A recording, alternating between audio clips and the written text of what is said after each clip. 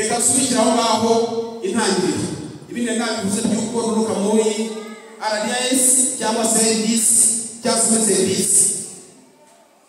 Uyu munsi ndashaka kuvugana ku ijambo ry'Imana mu gihe namenyaga ko gahunda yo kuza mu ivugabutumwa hano yemejwe, natangiye gusenga Imana yisaba kugira ngo inyore ibyo tuzaganiraho, ibyo tuzavuga biri mu bushake bwayo.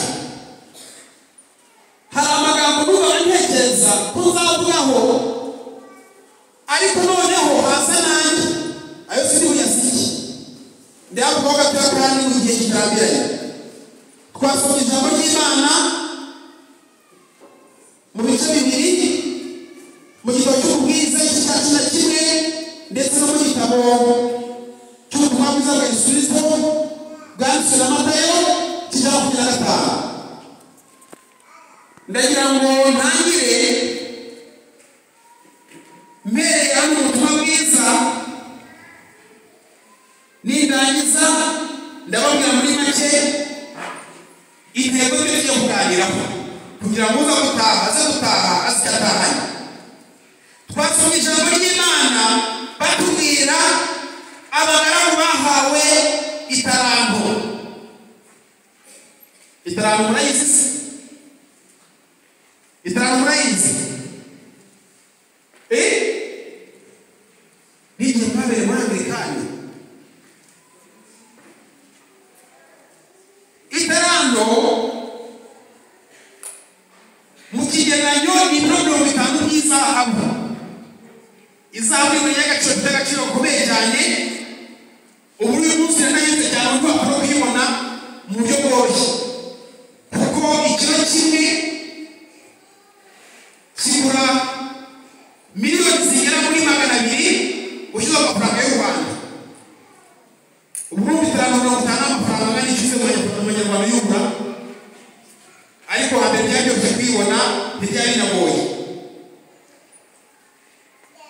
Uyu muntu yari umukire, yari umutunzi, yari umuntu ukomeye, aza gutekereza gusuhuka kandi azamara igihe kinini. Arangije abagaragu batatu, yari afite batatu, yari yizeyemo ubushobozi yuko bazasiga babyaza umusaruro umutungo we. Uwambere amubwira ati akitaranto 5 uzagende uzicunge. Ahamagara wa kabiri aramubwira ati akitaranto 2 uzagende uzicunge. Ahamagara wa gatatu nawe aramubwira ati akitaranto 1 uzagende uyicunge. Ku murongo wa 15 batubwiye ngo buri wese yamuhaye akurikije ubushobozi bwe. Ako kantu mwakumvise? Abo bantu mwakumvise? Ngo biki? Buri wese yamuhaye akurikije ubushobozi bwe. Uweshana amwise ubushobozi bwo kuzicunga, uwebye amwise ubushobozi bwo kuzicunga, n'uwibye amwise ubushobozi bwiwe. Arangije aragenda. Ngo hashize iminsi myinshi cyane. Iminsi nk'iki? Ututuntu nako mutwiteho. Hashize iminsi myinshi cyane aragaruka. Arabahamagara, nimuze mumurikire ubutunzi n'amasigiye. Baraza, uwa mbere atangira kwigura ibigwi, mwambi mwasi itaranto 5 nakoze kose zigenza ndazigenda none ndazibyaje 5 mu mvugo y'ubu. Ndetse izi 5 zabyaye izindi 5 zose hamwe n'ituru akiranya kubakwa. Arangije aragushimira, aravuga ati mwana mwiza wakiranutse bw'iki wagize ate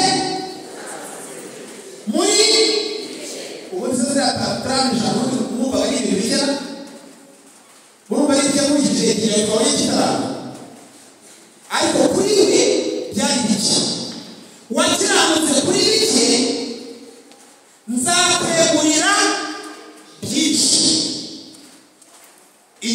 umunezero washoboje. Ikizo cyo cyarangiye. Amana wewe yedama ngaho muri kitana byinshi. Nawe aravuga ati nyakubahwa wanzi gitane ki narazigenje none dore n'izi zabyaye izindi ebyiri izo wanzigiye nizo zabyaye dore n'enye akira nyakubahwa. Umutwaro ati mugabo mwizi cyane wakiranutse muri bike nzakwegurira byinshi injira mu munezero washoboje. Ikizo cyo cyarangiye. Amagara we hayimwe aho batumugaraho egera nyine muri kira kitarano nakumurije nagusigiye. Abantu bumvise ko byabere yagenze bashobora gutekereza ngo hari nawe yaje ababwirwa nk'iyo bagenzi bavuze, ariko niba ukuntu yavuze tubibona ku murongo wa 26. Reka nihere ku murongo wa 24 ati databuja nari nzi kuri umunyamwaga kusara utabirye kubunika utabirye utagosoye n'ibindi wenda ataravuga aho ngaho. Ndakwiye ndagutinya kuza umunyamwaga uraza ugashimishwa no gusarura kandi utabirye, ugashimishwa no gusukunika kandi utagosoye. Ubwo rero itarano yawe narayibitse nta kintu na kimwe yavumbutseho akira. Mwabyumvise ariko bikora mu bwishobozi bwinshi cyane. Uri umunyamwaga ndabizi usarura utagize gute ubuse koko uyu we iriya tarani yayihawe shebuja yayivanye yagiye kwimuha yivanye. Nari nzi yuko ubunika ibyo utagosoye ubwo yatekereza ko utuntu twose yagezeho yamugereje no guhunika ibyo atagosoye no gusarura ibyo atabirye. Umutwaro w'abana cyane arabana cyane bikomeye cyane. Yari yizeye ko amubwira ati kuko bagenzi banjye babigenje dore ngiyi hamwe niyo yabyaye atariko narayihunitse nayibika nacukuye utahagishyiramo ntacyo yaturiweho. Ariko rero ntunambaze n'icyo yungutse. Nuko mwagiye ndagiye ndahunika ndabika ndayihisha none dore ngibi byawe urabifite niyo wansigiye ndayigushije ntugire ikintu ubaza. Nuko mukubwira ataboshe gusha aramusubiza ati wa mugaragu mubi we suni yaramurengeje ntabwo yaramurengeje ntabwo yaramurengeje wa mugaragu mubi none se navuga ati dore ngibi byawe urabifite wansigiye kandi mwe ndayigushije nta cyavuyeho ariko ntubaze n'ikiyongereyeho. Ajya kumwita umugaragu mubi ntabwo yaramurengeje kubera iki kuko ataramurengeje. Mwanshije se utabitekerejeho kandi amaze no kubivugaho bimwe yabanje kwishonga kuri shebuja. Nzi ko usarura aho utabirye arongera nzi ko uhunika ibyo utagosoye n'ibindi byinshi kumwanzi ashobora kuba abyanze byose kuko ntiyatubwiye n'uburyo bakorera kugira ngo bazibyaze umusaruro w'abandi cyangwa se we yatubwiye yuko yacukuye umwobo akayishyiramo akavuga atazaza nzayitabura nyimuhe. Ikindi cya kabiri uyu mugaragu yari umugaragu nyine yagombaga gucunga neza ibyo sebuja yamuhaye akazabibyaza umusaruro kugira ngo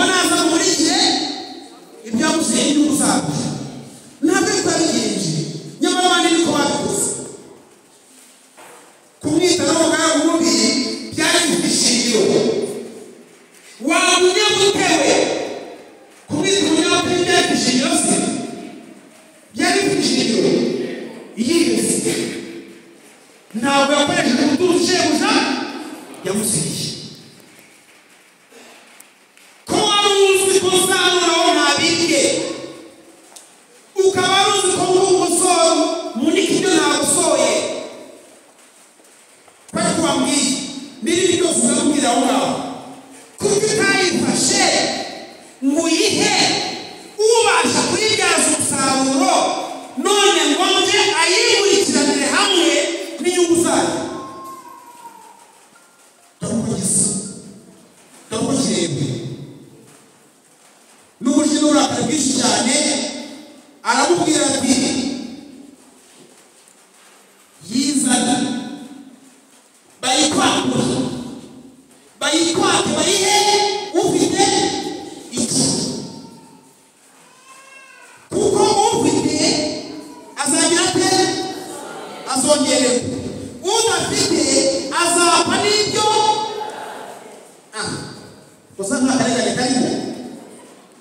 Udafite azagira ati n'ibyo yari afite azabyaka. Mu yandi magambo nagacunga neza na twa tundi dukeya yacungiragaho azagira ate azatwawe. Icyo nshaka kuvuga ibi ngibi ni intego y'ubutumwa ivuga kubyaza umusaruro iby'Imana yaduhaye. Abo bagaragu bahawe italanto, nta muntu wahawe italanto zo kugenda zirengeje ubushobozi afite, kuko yari abazi bari abagaragu. Uwo yari azi ubushobozi bwo kubyaza umusaruro 5 yamuhaye 5, uwo yari azi ubushobozi bwo kubyaza umusaruro 2 amuha 2, uwo yari azi ubushobozi bwo kubyaza umusaruro 1 amuha 1. Bamwe babikora neza, undi abikora nabi. Ndababaye cyane kuko uyu muntu wanditse ahangaha ntabwo yabikoze nk'uko Yesu yacaga imigani, yamara guca imigani akajya gusobanura icyo bishatse kuvuga. Umuntu yakwibazaga ngo ubundi bishatse kuvuga iki? Iyo usomye mu busobanuro bwa Bibiliya niho ugenda ubona bimwe mu bisobanuro batanga, ariko ngewe ibisobanuro nashyizeho naravuze ngo uyu mutware ni Imana, abagaragu be ni twebwe. Imana iratuzi, izi ubushobozi bwacu, yatubikije ubutunzi bwayo, itwitezemo kuzamubyaza umusaruro kugira ngo nidusaba raporo tuzabashe kwimurikira ibyo yaduhaye n'inyungu zabyo. Icyo nshingiraho ni ijambo ry'Imana dusoma muri Zaburi ya 24 umurongo wa 1. Ufite iri hafi ntareba gusomera Zaburi ya 24 umurongo wa 1 mu isezerano rya kera, ariko mu isezerano rishya mu rwandiko rwa mbere Pawulo y'Abakorinto igice cya 10 umurongo wa 26. Urwandiko rwa mbere Pawulo y'Abakorinto igice cya 10 umurongo wa 26. Zaburi ya 24 umurongo wa 1. Ntawageze. Zaburi ya 25 umurongo wa 1.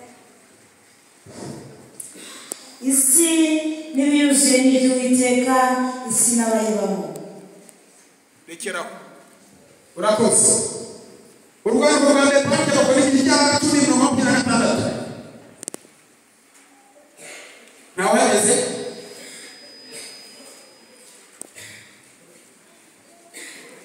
Urwandiko rwa mbere Pawulo y'Abakorinto igice cya 10 umurongo wa 26. Mwabyumvise? Isi nibigize gute? Ni ibyande. None si uko byo dufite n'ibihe. Byo dufite n'ibihera. Muri Anglikani dusoma igitabo cyo mu isezerano rya kera, igice cyo mu isezerano rya kera n'igice cyo mu isezerano rishya. Ngiye mu busesenguzi bwanjye igihe cyose ngo ni isezerano rya kera n'irishya bifite aho byuzuzanye. Kuko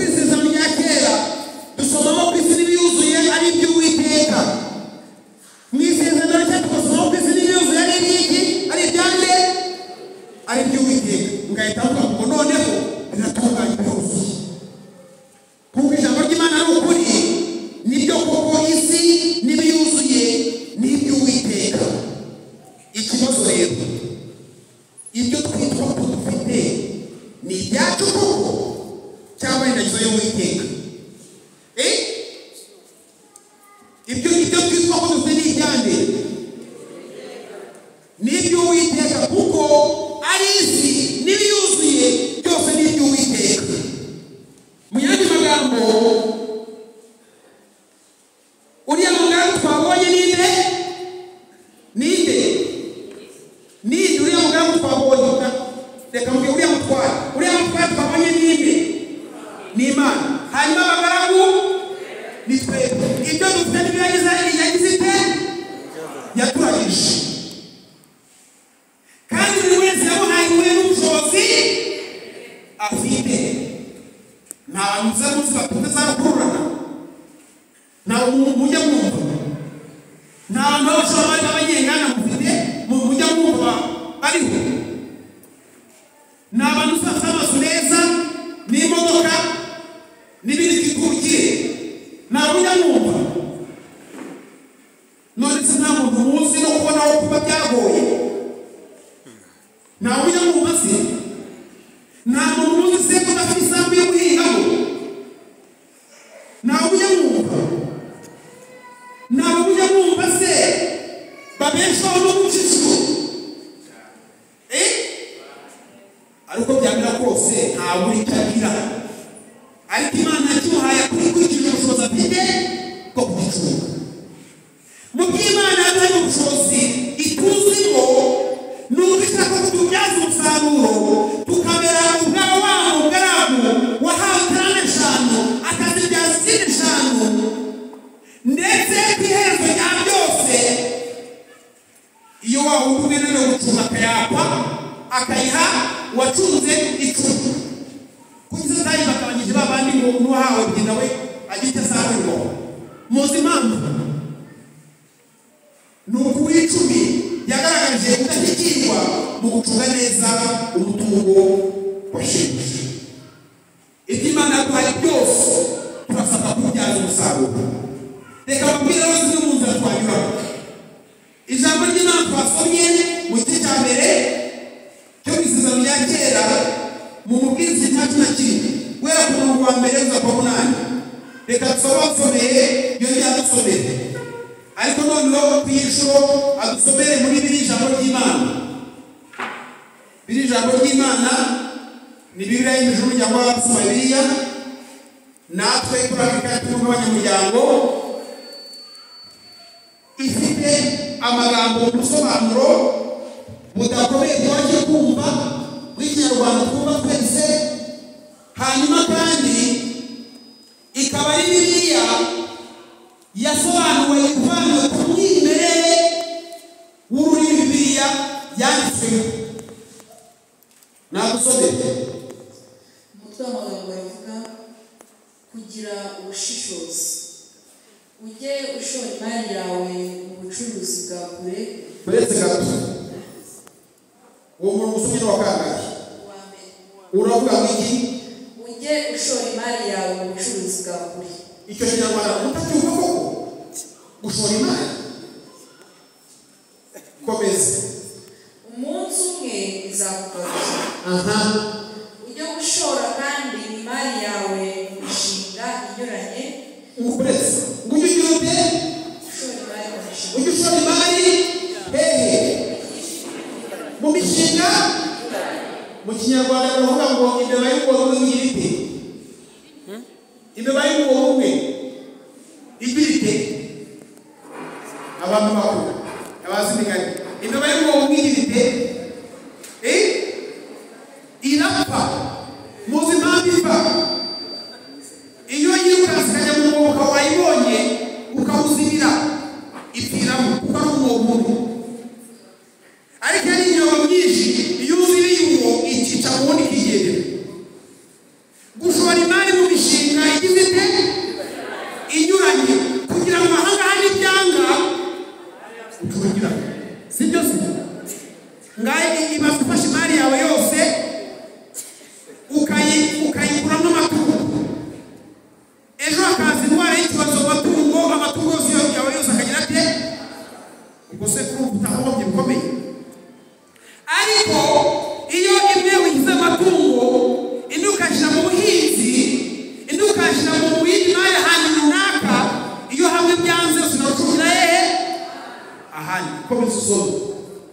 kuko kuri iyi si utazaho ibyago bitera biturutse. ariko se kuri kugira naguciye mu ijambo akavuza nako ubwo kubera iki?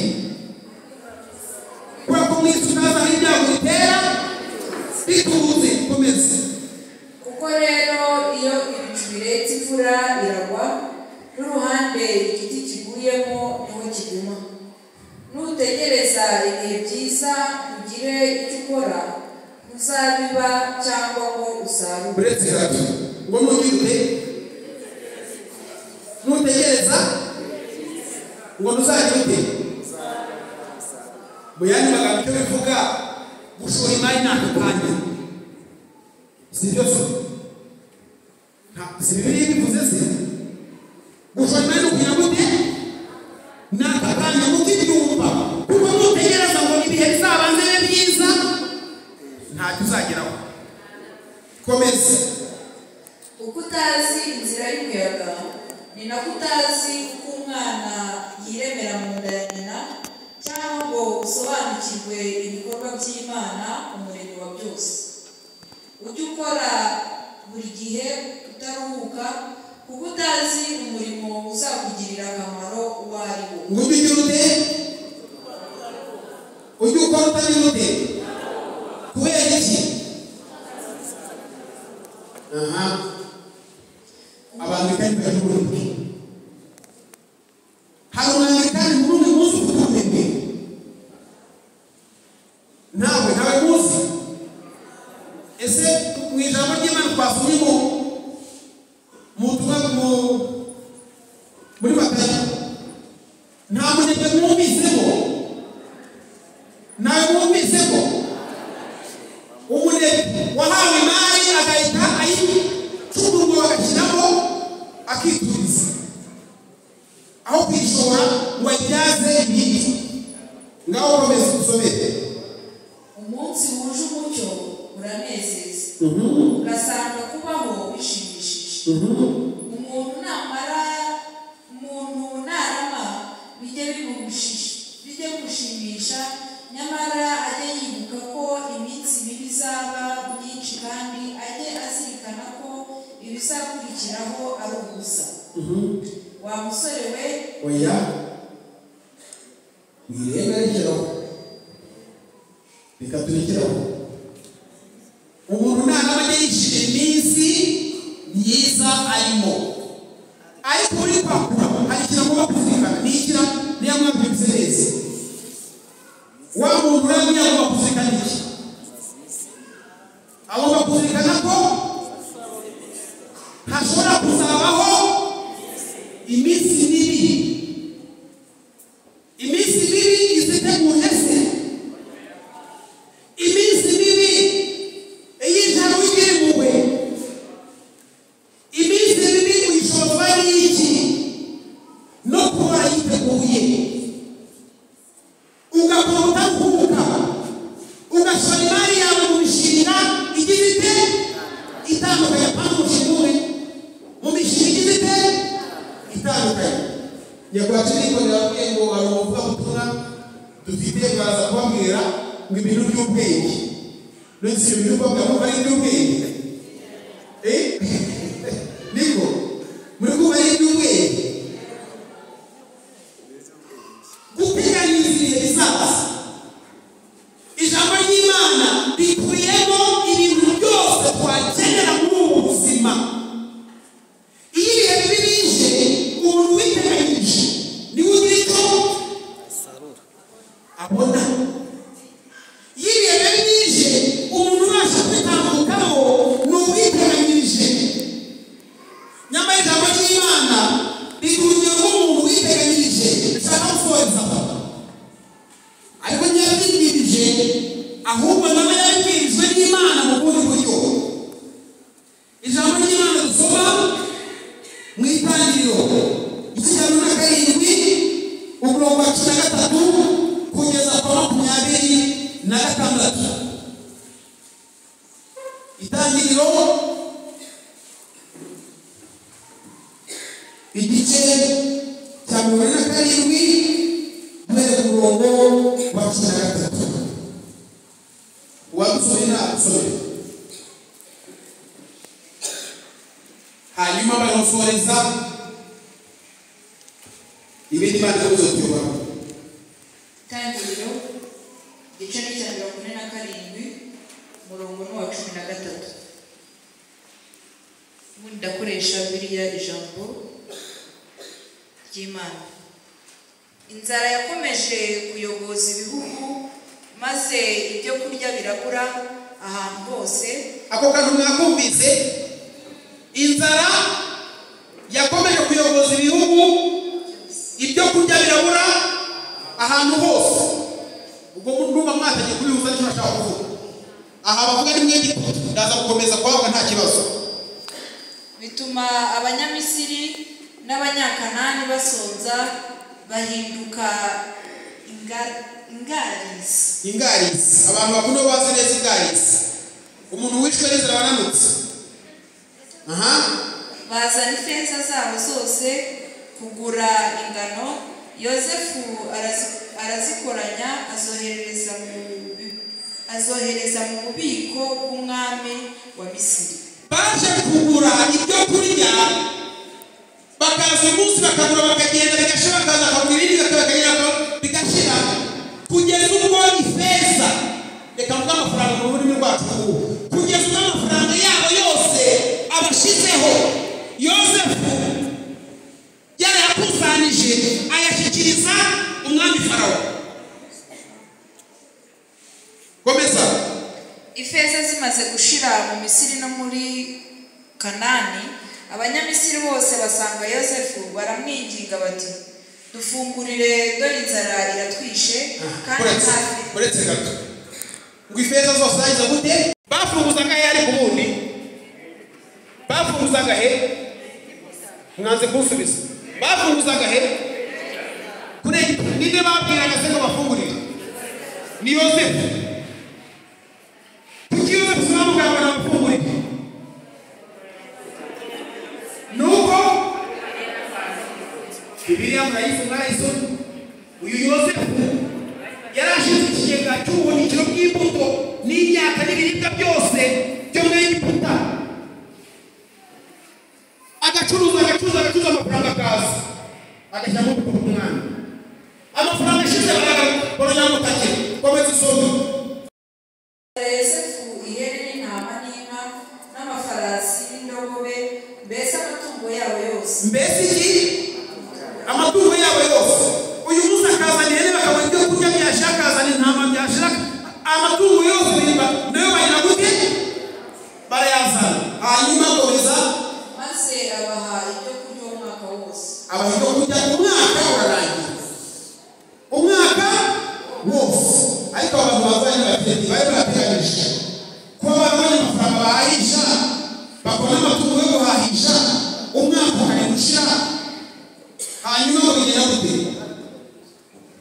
Umwaka ukurikiyeho basubira kwa Yosefu, baramubwira bati, databuja, urabizi neza ko nta feza tukigira kandi ko amatungo yacu yose yabaye ari umwana. Ariko abantu bazi kwihana.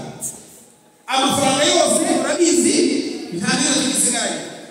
Amatungo yacu yose urabizi nta n'imwe gihaye. Ariko rwose databuja ntabwo twaguhisha, turacyashoboje. Turacyagirira amafunguro dufungurire. None rero databuja, nta kindi dusigaranye twatanga uretse amaboko n'amasambu yacu. Kuki twakugwa mu maso amasambu yacu akagura igihinga? Tugurane n'amasambu yacu tube inkoreragahato z'umwami. Ngo aho gupfa none wapfa, amafaranga arashize, amatungo arashize, noneho n'amasambu nayo ntacyo ajyana, ariko tugaburire twe kwicwa n'inzara. Natwe ubwacu tujyane utugaburire twe kwicwa n'inzara. Ariko umuntu batijyana aho kumwamwumvise, ubundi we kwicwa n'inzara itamugeraho, akagira ibyaje kujyana igasagura, asagurira abandi. Ako kantu kukumva ariko hanyuma byageze gute? Ariko uduhe ibyo kurya kugira ngo tubeho, uduhe n'imbuto duhinge kugira ngo imirima ye kuba imyirare. Nuko Yosefu agurira umwami ubutaka bwose bwa Misiri, kuko abanyamisiri bose bagurishije amasambu yabo kubera inzara yari yarabarembeje. Bityo ubutaka bwose bwo mu Misiri bw'umwami. Mwabyumvise? Naho abaturage bo mu gihugu cyose cya Misiri bimurirwa mu ubutaka bwose bwahindutse ubumwami, ibintu byose bihinduka iby'umwami. Amafaranga, amatungo, ubutaka n'abantu bwabo bahindutse ab'umwami. Kubera iki? Niba mubyibuka naza kujya mu magambo menshi, higeze kuba higize gatera umwami w'ubuyobozi mu kuzirotorerwa. Yosefu wari wuzuye umwuka w'Imana, Imana yajyanye muri Egiputa byitwa kagurishijwe n'abavandimwe be, ari muri gereza afunze. Araza asobanura avuga ati inzozi warose ntacyo zisobanura, inka ndwi wabonye zibyibushye n'imyaka 7 y'uburumbuke, inka ndwi zonze zinanutse n'imyaka 7 y'inzara n'amapfa, za 7 zinanutse zizaza zibire izibyibushye zikomeze kunanuka. Mu yandi magambo, inzara izaca hagati n'amabuye, izica byose, izamara byose. Ntihananiye kajya kwigize kubaho burumbuke, ajya no kumahombo, abyo murabizi byizeho. None rero Nyagasani Mwana, shaka umuntu w'umuhanga uzi ubwenge akuzigamiye umusaruro wose muri ya myaka y'uburumbuke. None mu myaka y'inzara abaturage bazaba aribyo kurya. Umwami ahita avuga ati ahubwo ni wowe. Ariko none igihe kirageze, abaturage barariye, n'abandi baje guhaha, abizanye ashize amafaranga ashize bakazana ubwongo yabo bakazana. Soza ku murongo warugezeho, umurongo wa 22. Nyamara Yosefu ntiyaguze amasambu y'abatambyi, kuko bo batungwaga n'ibivuye ibwami. Niyo mpamvu batashonje ngo bagurishe amasambu yabo. Yosefu abwira abaturage ati, kuva ubu mumenye ko nabaguze, mwebwe n'amasambu yanyu mubaye ab'umwami. Ngizi imbuto mujye guhinga, ariko 1/5 cy'umusaruro kizajya kibaribwa ariko 1/5 cy'umusaruro kizajya kiba icy'umwami, naho imigabane 4 isigaye muzakuramo imbuto n'ibyo mutungisha ingo zanyu. Baramusubiza bati, databuja uradukijije ubwo tubaye inkoreragahato z'umwami, uzakomeze utugirire neza. Nuko Yosefu ashyiraho itegeko rigenga ubutaka mu Misiri, rivuga ko 1/5 cy'umusaruro ari icy'umwami. Abatambyi bonyine nibo batarebwaga n'iryo tegeko, kuko ubutaka bwabo butari ubw'umwami. Iryo tegeko riracyakurikizwa kugeza n'ubu. Iryo tegeko ako kantu iryo tegeko wenda muri n'ubu n'igihe bakiraga Bibiliya, ariko ushatse aho urure cyari. Reka mbihindure gatoya. Muri iyi minsi ijambo ry'Imana ryatubwiye ngo ufite azongererwa, naho udafite azapfa n'ibyo yari afite. N'uyu munsi niko bikimeze. Abakire bakomeza gukira cyane, abakene bakomeza gukira cyane, kuko niko isi iteye. Ntimubizi se? Ariko ijambo ry'Imana ryatuye ngo ryaburiye Farawo, uyu munsi hari icyo dufite mu by'Imana yaturagije, dukuramo mu mufuka dukore, niturangiza dushore imari. Nubwo uyu munsi bitakunda, nyuma y'iminsi myinshi tuzajya dukora Imana itujyanije umusaruro ibyo twashoye. Ubwo wari utumvise, wamwangirikani we uzikiza amaboko mu mufuka udakora, utegereje yuko bazakubona n'itunze byose, amafaranga agushizeho, amatungo akagushiraho, nawe n'imirima bakagura byose bakajya amasiro ari wenyine. Kora, byaza umusaruro w'Imana yaguhaye ubigishoboka,